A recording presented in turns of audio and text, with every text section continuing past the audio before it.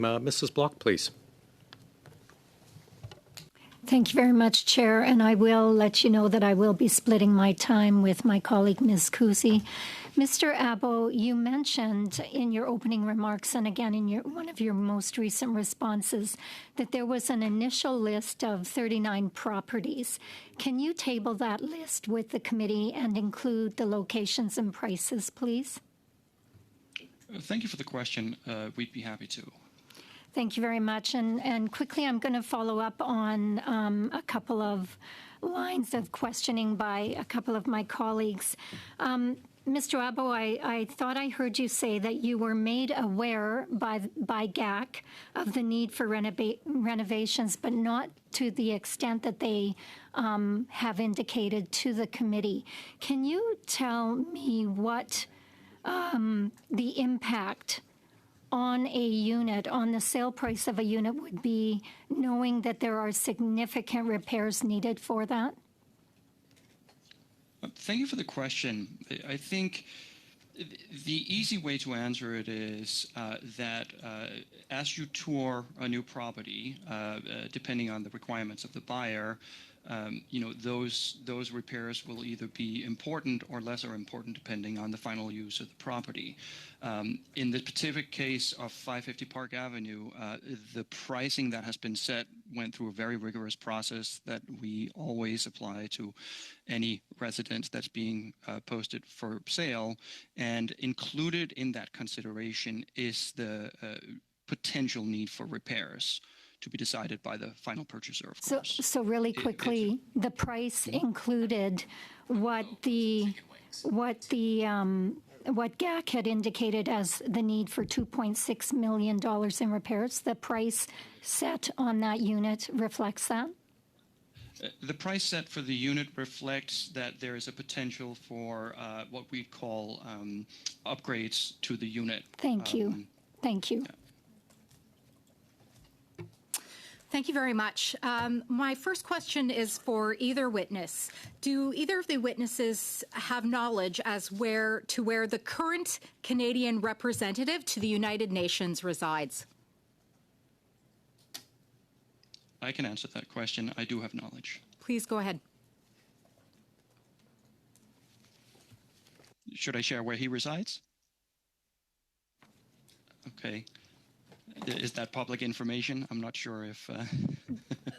Well, if it's the same information that I have, it's that he currently resides in the Park Avenue residence of the former former residence of the same building of the former residence of the Consul General. So this is my understanding, and this is my understanding that it is, and I'm seeing you nod, so that it seems to be you're in agreement that you are. So it's very interesting to me.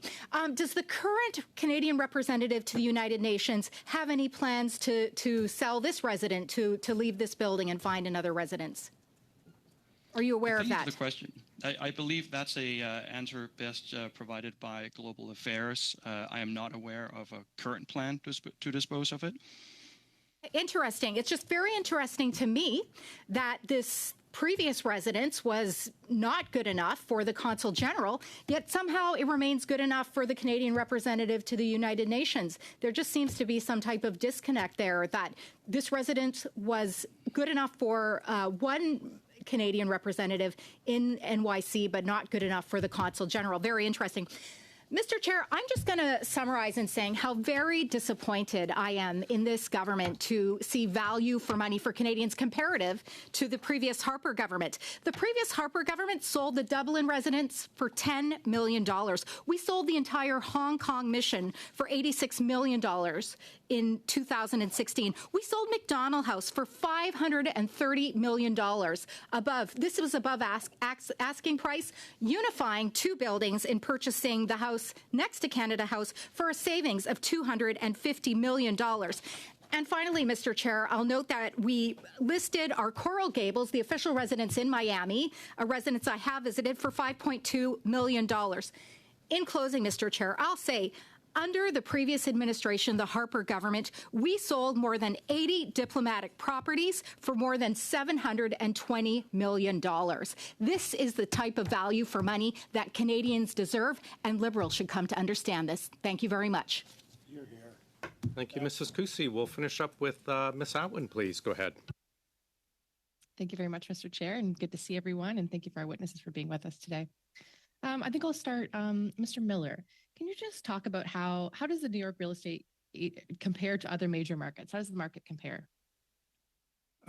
The New York City, specifically the Manhattan market, since we're talking about it, is one of the highest, if not the highest, priced housing market in the United States.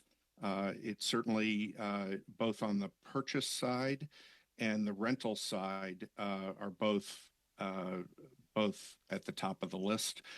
This has been, I've been in the market since the mid 80s, and this has been a consistency of the market. The challenge of the market is adding new supply. It's very expensive and difficult to build in the market. Manhattan there's very little excess land. And so the product that comes into the market tends to skew towards the higher end of the price range. Great, thank you very much. And Mr. Abo, the property listing for the condominium at the 111 West 57th Street describes the property's modern conveniences within grand spaces and describes various amenities to which residents have access, such as an 82-foot swimming pool with private cabanas. To what extent do property evaluations and appraisals consider the value of such amenities in assessing market value? Thank you for the question. I think that maybe Mr. Miller will want to answer that on the appraisal side. From the broker's side, and we can talk to that most new developments use the amenities and additional facilities as extra ways to entice residents to come live with them rather than in the neighboring building. And so it's used primarily to create additional value. I would say the caliber with some of these facilities also do stand the test of time and will potentially help in maintaining value of a residence as well. Great. And Mr. Miller? Yes. Think of the amenities as a suite of things that help the property be established at a certain value point within the market. It is, usually properties of a high caliber have a certain minimum number of amenities that are expected by potential buyers.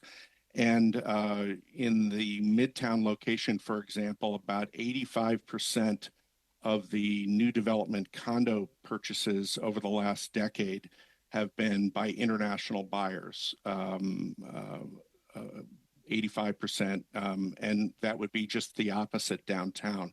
So there's something about the amenity suite that's being offered in Midtown that is attracting this market. Okay, well, thank you very much. And so on 21st of August, our last committee meeting, we had officials from GAC, and they estimated that the life cycle of this residence would be between 55 and 60 years, and that its value would appreciate during this time. Would it be reasonable to assume that the new official residence at 111 West 57th Street will appreciate at a rate higher than inflation over this period? And could you possibly explain that? Thank you for the question. So I would be in agreement that because of the restraint on supply in the market, especially in the new development space itself, that the runway or the period, 50, 60 years down the road, it would be a reasonable estimate to assume that the price growth in the property in the long run would be at or above inflation levels. Great. I think that's all my questions for now. Thank you, Mr. Chair. Thanks very much. Mr. Miller, we'll book you for 50 years from now to see if your prediction holds true. Colleagues, if you want to put that on your calendar for 2074. Witnesses, thank you very much for joining us today. We appreciate it. Everyone will get back to you once we talk to everyone involved regarding Mr. Clark. With that, we